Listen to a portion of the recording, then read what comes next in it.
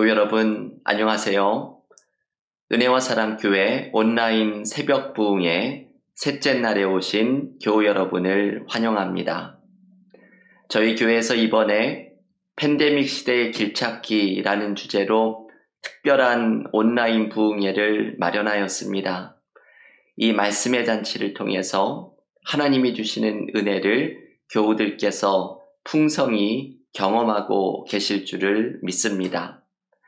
오늘 셋째 날 새찬송가 310장, 통일찬송가 410장 1절과 4절을 찬양하면서 온라인 새벽 부흥의 셋째 날을 함께 시작하겠습니다.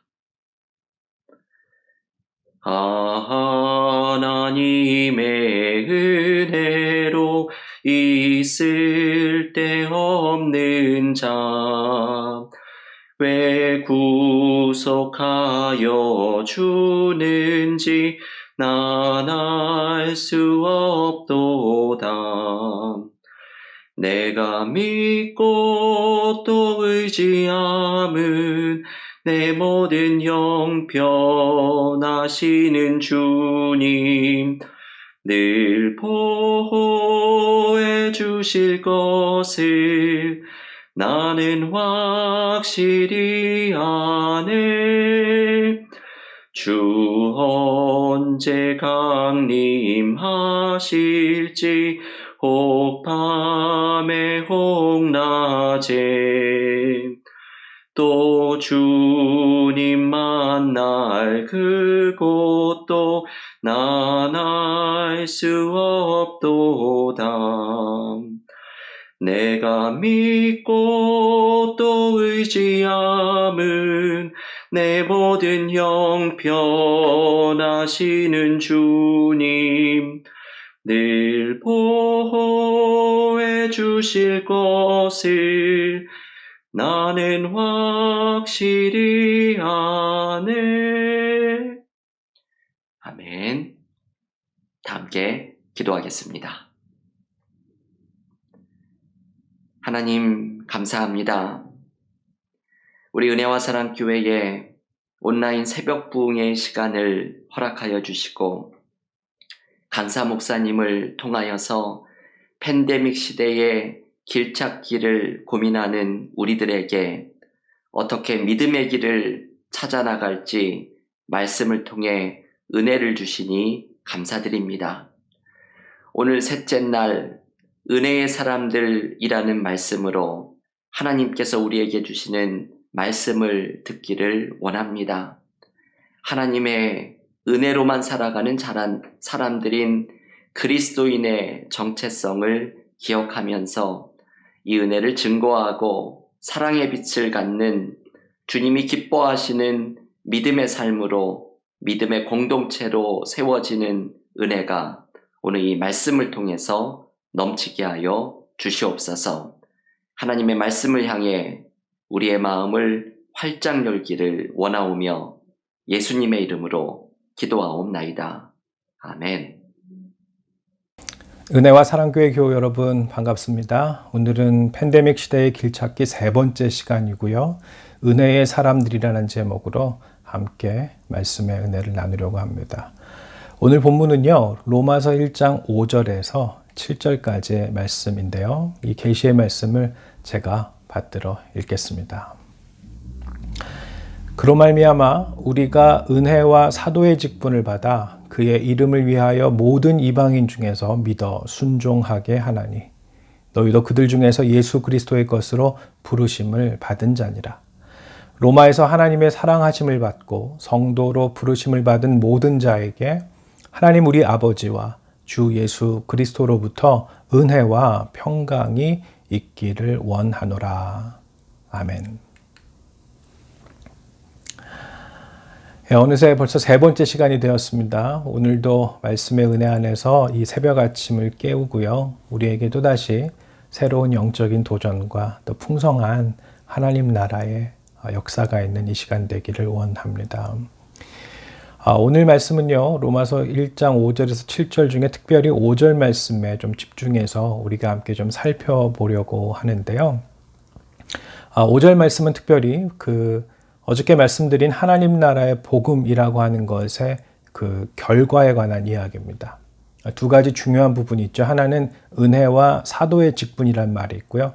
두 번째는 믿어 순종하다, 믿음과 순종에 관한 내용이 있는데 오늘은 그 가운데서도 특별히 은혜와 사도의 직분이라는 이 단어에 이 구절에 집중해서 말씀을 좀 나누어 보려고 해요. 여러분들 개인적으로 가장 좋아하는 찬양들이 하나쯤은 있으실 것 같은데 어떤 게 있으신가요? 저는 제가 참 좋아하는 찬양 가운데 하나가 그 하나님의 은혜입니다. 나를 지으시니가 하나님, 나를 부르시니가 하나님, 나를 보내시니도 하나님, 그 모든 것이 하나님의 은혜임을 찬양하는 그 찬미인데요. 하나님의 은혜, 특별히 은혜라는 말은요, 교회 안에 넘치고 넘치는 말입니다. 당장 여러분들의 공동체의 이름도 은혜로부터 시작하지 않습니까? 은혜는요, 그리스도인의 정체성을 말해주고 있는데 그것이 무엇인가요? 바로 우리는 은혜로 사는 사람들, 은혜의 사람들이라는 거예요. 은혜라는 말은 카리스라고 하는 단어로요, 신약에서 154번이나 등장합니다. 바울서신에서만 100회 이상 등장하는데 로마서에서는 24번이나 등장한다고 하죠. 그만큼 은혜가 우리에게 대단히 중요하다라고 보는데 은혜라는 것을 생각하면요. 저는 어떤 이미지가 떠오르냐면 흠뻑 적셔졌다. 흠뻑 덧입었다. 이런 그 이미지가 생각이 납니다. 목욕이라는 말이 본디는 머리 감을 목, 또 목욕할 육자라고 해요. 그래서 머리를 감고 몸을 씻는다라고 하는 것인데 요즘은 굳이 구분해서 사용하지 않잖아요. 거의 매일 샤워하고 씻으니까요. 그런데 예전에 예를 들어 조선시대나 이때만 해도요. 머리를 감고 몸을 함께 씻는 일은 사실 그렇게 자주 있었던 일은 아니라고 해요. 심지어 연중 행사로까지 여겨졌다라고 합니다. 그래서 목일이라고 하는 것을 정해갔고요. 관리들 같은 경우 집에 가서 머리를 감고 목을 씻는 날을 정해서 그렇게 씻는 일을 했다고 하는데 한편 그 물을 흠뻑 뒤집어 써야 한다는 점에서요. 이 목욕이라는 것은요. 누군가로부터 흠뻑 은혜를 입었다라는 뜻으로도 사용이 됐다고 하고 그때 특별히 사용된 단어는 바로 목은이라는 거예요. 그러니까 은혜로 머리를 감고 목욕을 했다 이 말입니다. 예수님을 듣고 예수님을 보고 예수님을 따라가고 예수님을 발견해가는 교회, 은혜로 흠뻑 적셔지는 목은의 은혜가 있는 교회가 바로 우리들의 공동체이기를 바라겠는데요. 오늘은 팬데믹 시대의 길찾기 3번째 시간이면서 우리가 교회 안에서 늘 많이 사용하고 있는 은혜에 대해서 한 번 더 살피고자 해요. 은혜를 되짚어 보는 시간, 이렇게 생각해도 좋겠습니다. 그렇다면 우리가 먼저 들어가면서 생각해 볼 게 있어요. 그렇다면 우리가 그토록 자주 사용하고 너무나 좋아하는 말인 은혜. 과연 은혜란 정말 무엇이란 말인가? 이것을 풀어가기 위해서요. 저는 여러분들과 함께 은혜에 대한 오해를 살펴보는 것으로 한 걸음 들어가 보고자 합니다. 여러분 우선은요. 은혜라고 하는 것 우리가 이야기할 때 오해하지 말아야 될 것이 있습니다. 첫째는요, 그 은혜를요, 어떤 주관적인 그 감정으로 생각해 갖고요. 그 은혜를 오직 어떤 이렇게 내가 오늘 말씀에 은혜 받았습니다. 내가 오늘 찬양을 통해서 은혜 받았습니다. 라고 말할 때처럼 그것이 조금 심하게 되어지면 은혜를 온통 어떤 감성적인 동요, 어떤 감정, 눈물, 이런 것들로 생각하는 경우들이 있다는 거예요. 여러분 한번 여쭤볼게요. 은혜라고 하는 것은 주관적인 것인가요? 아니면 객관적인 것인가요? 사실은요, 성경이 말하는 은혜는요, 매우 객관적인 거예요. 객관적인 사실에 근거해서 그 객관적인 사실을 받아들이는 것이 바로 은혜를 받는 겁니다. 그럼 그 객관적인 사실, 은혜의 객관적인 내용은 무엇이에요? 에베소서 2장 8절 말씀. 너희가 그 은혜로 인하여 믿음으로 말미암아 구원을 얻었나니 이것이 너희에게서 난 것이 아니요 하나님의 선물이라. 물론 우리가 말씀 듣고 감동이 돼서 은혜 받았습니다. 좋습니다. 찬양을 하다가요 눈물이 나고 저도 그래요. 너무 그 찬양에 은혜가 돼서 주체할 수 없을 만큼 눈물이 흘러나오기도 합니다. 그것 역시 은혜 받았다라고 말할 수 있어요. 하지만 은혜라는 것을 이야기할 때 오직 그런 관점에서만 이야기하고 한 가지를 잊어버렸다면 그 은혜는 well balanced 된, 그리고 잘 이해된 은혜라고 말할 수 없습니다. 어떤 것이 없을 때요? 은혜가 객관적인 사건이었다라고 하는 거예요. 예수 그리스도의 십자가의 사건, 예수 그리스도의 그 구원의 사건, 우리에게 거저 주신 하나님의 은혜는요, 예수 그리스도라고 하는 거예요. 여러분, 예수 그리스도는 그냥 감정이 아니잖아요. 예수 그리스도의 사건은 객관적인 사실, 객관적인 사건입니다. 그런 객관적인 은혜라고 하는 그 토대 위에 서지 않으면요, 우리가 아무리 은혜를 말해도요, 사실 우리가 말하는 은혜는 그냥 나 나름의 생각, 나 나름의 감정에 머무를 수 있다는 거예요. 그럼 은혜를 오해하는 것이라는 겁니다. 두 번째로 은혜는요, 단지 개인적인 일이 아니라는 거예요. 여러분, 이스라엘 백성이 하나님께로부터 큰 은혜를 받잖아요. 구원이라고 하는 은혜를 받잖아요. 근데 이스라엘이 개인적으로 은혜를 받았나요? 아니면 공동체적으로 은혜를 받았나요? 여러분, 이스라엘은 철저히 하나님 앞에서 공동체적인 회복을 이룰 때 하나님의 은혜를 받았다라고 이야기합니다. 하나님께서 영토도 없이 떠도는 이 야곱의 백성 이스라엘을 하나님의 크신 은혜를 이렇게 선택해 주셨잖아요. 그렇게 선택해 주신 데에는요, 단순히 개인적으로 하나님을 잘 믿으라라고 하는 그런 뜻과 동시에 공동체적인 성장과 성숙을 바라셨다는 겁니다. 여러분, 교회 공동체라고 하는 것은요, 예수 그리스도라고 하는 객관적인 은혜를 받아들이고 고백하는 사람들이 모여든 공동체잖아요. 동시에 그 개인적인 은혜의 사건이 하나하나 모여져 가지고 무엇을 이룰 때 진정한 은혜의 공동체가 된다는 거예요. 교회 공동체로서 은혜 받은 사람들의 모임이 성장하고 성숙할 때 참된 은혜의 공동체, 은혜의 교회가 되어진다는 겁니다. 세 번째가 오늘 본문과 연결해서 매우 중요한 내용인데요. 은혜에 대한 오해, 은혜는 무조건 공짜다라고 생각하는 겁니다. 여러분, 은혜라고 하는 건 아까 말씀드린 대로 거저 주신 은혜 맞습니다. 선물로 주신 은혜 맞습니다.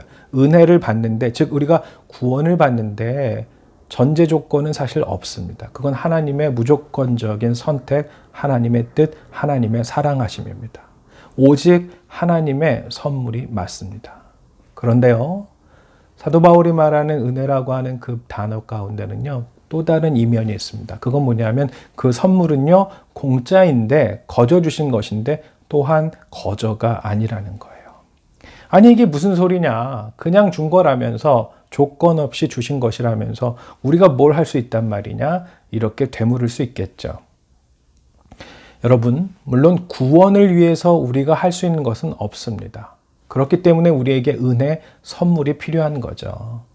하지만 여러분, 바울 서신이 말하고 있는 은혜의 특징 가운데서는요, 한 가지 우리가 기억해야 될 것이 바로 우리는 은혜 받은 자, 선물 받은 사람들이라는 거예요. 그러면 그 선물 받은 이후에, 그 은혜 받은 이후에 그 은혜에, 그 주신 선물에 합당한 삶을 살아가는 것이 바로 우리들의 의무다라고 하는 것입니다. 그게 바로 우리가 은혜 받은 것이 공짜가 아니라 은혜 받은 이후에 우리 역시도 보답하는 삶을 살아가야 된다라고 하는 거예요. 그런 점에서 은혜는 공짜가 아니다라는 말입니다. 사실 성경 속에는요, 이 은혜라고 하는 말이 헬라어로 두 가지 단어가 등장을 합니다. 하나는 엘레오스라고 하는 단어이고요, 하나는 카리스라고 하는 단어입니다. 엘레오스라는 말은 헤세드라고 하는 히브리에서 온 말인데, 이 말은요, 그 하나님의 일방적인, 무조건적으로 허락하시는 은혜예요. 그러니까 하나님의 언약적인 자비라 해서 하나님의 무조건적인 일방적인 은혜와 사랑입니다. 그런데요, 바울이 오늘의 본문에서, 그리고 바울의 서신서에서 사용하고 있는 그 은혜라는 말을 뜻하는 단어는요, 이 엘레오스라는 말이 아니고 카리스라고 하는 말이에요. 그럼 바울은 왜 생뚱맞게 그 엘레오스라는 말 대신 굳이 카리스라는 말을 사용했을까? 이 카리스라는 말은요, 우리말로 번역할 땐 동일하게 은혜라는 말이지만 거기에는 엘레오스와는 다른 맥락이 있다는 겁니다. 어떤 맥락이냐면요, 카리스는 일방적인 관계 속의 은혜의 나눔이 아니라 쌍방적인 관계 속의 은혜의 주고받음이라는 거예요. 그리고 이 카리스라는 말을 사용한 이유 가운데 하나는요, 바로 어저께 말씀드린 유앙겔리온 그 복음의 경우처럼 당시 사람들이 하나님의 은혜라고 하는 것을 이해하기에 보다 더 친숙한 단어가 무엇이었냐면 바로 카리스라는 단어였고요. 이 카리스라는 단어 역시도 당시에 만연해 있던 세상의 복음, 즉 황제의 복음과도 연결점이 있습니다. 즉 여기서 말하는 카리스, 은혜라는 말이 세상 사람들이 생각할 때는 황제의 은혜였다는 거예요. 아우구스투스와 이 네로 시대에 있어서 사람들은 은혜의 시대를 살았다고 생각합니다. 황제로부터 수혜를 받은 그런 백성의 삶을 살았다라고 생각해요. 그러면서 그때 당시 헬라 사람들은 이렇게 생각합니다. 우리가 황제한테 은혜를 많이 받았으니까 우리도 황제에게 보은하는 삶을 좀 살며 살아가자, 이렇게 말합니다. 네로 황제의 초기에 그를 가리켰던 스승 가운데는 세네카라는 사람이 있어요. 관용론이라는 글로도 유명하죠. 근데 이 사람이 카리스, 이거를 은혜라는 말로 사용할 뿐만 아니라 또 다른 말로 뭐라고 활용하냐 하면 호의라는 말로 활용을 합니다. 그러면서 이렇게 말해요. 우리가 서로 돕는 손길을 통해서 우리가 서로의 그 돕는 손길의 교환을 통해서 서로 돕는 일이 없다면 어떻게 우리가 안전한 삶을 살 수 있겠는가? 갑작스러운 재난에 대응해서 어느 정도 이렇게 좀 예비된 삶을 살고자 한다면 호의의 교환만이 유일한 방책이다, 이렇게 말합니다. 여기서 말하는 호의가 바로 헬라어로 카리스라고 하는 거예요. 그러니까 쌍방 간에 주고받는다는 것이죠. 근데 바울 역시도 바로 그 단어를 가져와서 사용합니다. 사람들에게 보다 더 이해하기 쉽게끔 말해주기 위해서요. 그런데 그렇게 쉽게 이해할 수 있는 단어를 사용하면서 그 결론이 달랐다는 거예요. 요지가 달랐다는 거예요. 그 말은 뭐예요? 우리가 다 은혜 받은 사람인데 다 하나님께로부터 은혜 받은 사람들이야. 그러니까 엄한 데 가서 갚지 말라, 이 말입니다. 은혜는 다 하나님한테 받아놓고 이상한 데 가서 그 은혜를 갚으란 뜻이 아니고요. 하나님께 받은 은혜인 만큼 우리가 하나님께 그 은혜를 또한 보은하며 살아가는 것이 바로 은혜의 사람들이라는 거예요. 그렇기 때문에 오늘 5절 말씀을 우리가 좀 잘 들여다봐야 해요. 짧지만 매우 중요한 의미를 담고 있습니다. 거기에 보면요, 사도 바울이 이런 그 단어를 사용합니다. 자기가 은혜와 사도의 직분을 받았다고요. 하나님의 복음을 받아들인 결과, 하나님의 복음이 자기에게 임하여 역사한 결과로 자기에게 은혜가 임하였고 동시에 사도의 직분이 허락되었다는 겁니다. 여러분, 이 말은요, 헨디아두스라고 해서 당시에 이렇게 헬라어의 표현법 중에 하나래요. 수사적인 표현, 문학적인 표현 중에 하나입니다. 무슨 말이냐면 둘을 통해서 하나를 말한다는 거예요.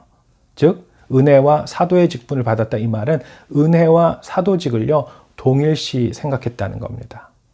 풀어서 말하면요, 내가 하나님의 은혜를 받았다, 너무 감사하다. 그런데 은혜를 받았으니 이제 나도 주님의 주를 위해 일하련다, 이 뜻입니다. 에베소 2장 10절 말씀인데요. 우리는 그가 만드신 바라 그리스도 예수 안에서 선한 일을 위하여 지으심을 받은 자니 이 일은 하나님이 전에 예비하사 우리로 그 가운데서 행하게 하려 하심이라. 아멘. 여러분, 우리가 은혜 받은 사람이잖아요. 그럼 그 사람들은 어떤 사람들이라고요? 에베소서 말씀에 따르면요, 우리가 다 지음받은 사람들인데 그리스도 예수 안에서 선한 일을 위하여 지음받은 자, 즉 은혜 받아서 새롭게 재창조된 사람들이다 말하고 있습니다. 그래서 이 말씀은 결국 우리가 새롭게 은혜로 지음받았으니 무엇을 위해 나아가야 한다고요? 그리스도 예수 안에서 선한 일을 위하여 나아가야 한다는 거예요. 정리를 좀 해볼까요? 여러분, 은혜의 조건은 사실 없습니다. 자격 없는 우리를 하나님이 구원하셨잖아요. 이스라엘처럼요. 이스라엘이 무슨 은혜 받기 위해서 한 일이 뭐가 있습니까? 없습니다. 이스라엘 백성들은 노예로 그저 살았던 사람들이에요. 그들에게는 구원받을 만한 자격이 있었던 사람들이 아닙니다. 그들이 뭔가를 했기 때문에 하나님이 구원하신 게 아니에요. 그들을 향해 하나님의 구원하심의 뜻은 무조건적인 은총이었죠. 그런데요, 두 번째로 생각할 것은요, 그렇게 거저받은 은혜이지만 동시에 은혜 받은 자가 되어졌을 때 참된 은혜 받은 사람이 되고자 한다면 무엇을 해야 된다는 거예요? 그 은혜에 보답하는 사람이 되어야 한다는 겁니다. 여러분, 우리 이 말씀 잘 기억했으면 좋겠습니다. 예수님 말씀이죠. 하나님 나라에 합당한 사람은 나더러 주여 주여 하는 자가 아니라 하나님의 뜻대로 행하는 자라라고 말씀하고 있습니다. 하나님의 호의적인 선물, 그 은혜에 우리가 어떻게 보응할 것인가? 하나님의 긍휼을 맛보고요. 새 사람이 되어져서 사랑의 삶을 사는 하나님의 백성이 되는 것. 그것이 바로 은혜의 사람들이라는 것입니다. 이에 대해서 사도 바울은요, 매우 아주 멋진 표현, 그리고 매우 중요한 표현을 하나 합니다. 늘 자기의 정체성을 이렇게 말해요. 나된 것은 오직 하나님의 은혜로 된 것이다. 또한 동시에 뭐라고 말하냐면요. 헬라인이나 야만인이나 지혜 있는 자나 어리석은 자에게 다 내가 뭐라고요? 빚진 자라. 이렇게 선포합니다. 스스로를 항상 빚진 자라고 선포하는 거예요. 바울이 하나님께 은혜 받은 다음에 나는 하나님께 은혜 받은 사람이야. 더 이상 나는 청산할 게 없어. 이렇게 말하는 게 아니고 오히려 은혜 받은 이후에 은혜 받기 전에는 바울이 어떻게 생각했어요? 세상의 중심은 자기였잖아요. 이렇게 잘못 믿는 사람들 내가 다 가서 혼내주고 심지어 죽이기까지 하려고 하는 그런 마음을 간직했던 사람이에요. 자기는 빚진 게 없는 사람이었어요. 그런데 예수 그리스도의 은혜를 받아들인 이후에 이 사람이 완전히 변화됐잖아요. 어떤 모습으로요? 나는 빚진 자라 이렇게 말합니다. 이거 정말 예수께서 말씀하신 복음적인 태도라고 할 수 있겠습니다. 여러분, 은혜와 사랑교회시잖아요. 은혜 받은 분들이잖아요. 그러면 은혜와 사랑답게 뭐 해야 된다는 얘기입니까? 은혜 받은 자로서 사랑하기 원한다는 겁니다. 사랑하고자 사랑하기 위하여 그리고 하나님을 사랑하고 하나님이 사랑하시는 이 세상을 향해 또한 사랑을 드러내기 원하는 사람이 되는 것. 그것이 바로 은혜의 사람이 된다는 겁니다. 마지막으로 저는요, 이 은혜의 사람으로서 우리가 오늘 팬데믹 시대를 지나면서 어떤 믿음의 길을 살아가야 할까 볼 때 매우 중요한 단어 한 가지가 그때 우리 마음속에 간직해야 되는 것. 그것이 바로 중보자의 삶이라고 생각해요. 여러분, 중보자 하면 어떤 것 떠올리세요? 성령께서 우리를 중보하신다. 주님이 우리를 중보하셨다라는 말씀 생각나잖아요. 주님과 성령 하나님 따라서 우리 역시도 중보자의 삶을 살고자 할 때 저는 중보자 하면 정말 제게 인상적으로 다가오는 이미지가 있는데요. 그것은 바로 탯줄입니다. 어머니 뱃속에 생명이 잉태되잖아요. 한 5주차가 되면요. 아기하고 어머니하고 연결해주는 생명선이 나타나요. 그게 바로 탯줄입니다. 한 개의 정맥을 통해서 산소와 영양분이 공급이 되고요. 두 개의 정맥을 통해서 신생아가 어머니에게 이산화탄소와 노폐물 그리고 혈액들을 방출하게 되는 그런 순환 연결고리가 된다는 거예요. 그러니까 어머니하고 이 태아 사이를 중보해주는 역할을 하는 것이죠. 그런데 이 탯줄이 보면 볼수록 신기해요. 산딸이 되면 탯줄의 길이가 무려 50cm까지 길어집니다. 지름은 1인치 정도, 그러니까 한 2.5cm 정도 되는 것이죠. 그런데 이게 신기한 게 일반적인 피부와 달리 와튼젤리라고 하는 물질로 이루어져 있는데요. 힘줄처럼 매우 질겨서 잘 끊어지지 않는데요. 그래서 날카로운 도구로 잘라야 하는 거죠. 저도 그랬지만은 아이 낳았을 때 아버지가 이렇게 탯줄 자르고 그럴 때 가위를 사용하듯이 말입니다. 그런데 그렇게 자르면 되게 아플 것 같잖아요. 그런데 놀랍게도요, 이 탯줄에는 신경 조직이 없기 때문에 잘라도 고통이 없다고 해요.